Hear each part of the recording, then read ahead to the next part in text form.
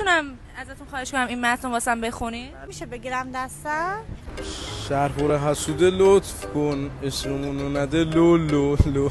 عزیزم کجایی؟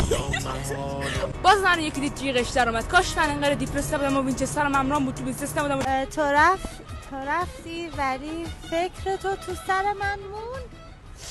سرمام خوردم مستی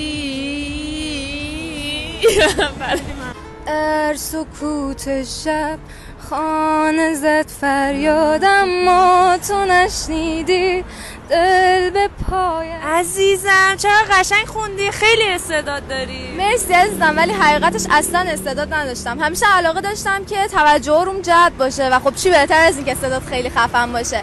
بعد با یه جایی آشنا شدم که متوجه شدم خوانندگی اصلا استعداد نمیخواد، همش یه سری تکنیکه. اگه شما هم دوست دارین توی کمتر از 3 ماه صداتون رو خیلی خفن کنین، همین الان برین تو پیج علی خدایی آیدیشو واسهتون توی کپشن گذاشتم.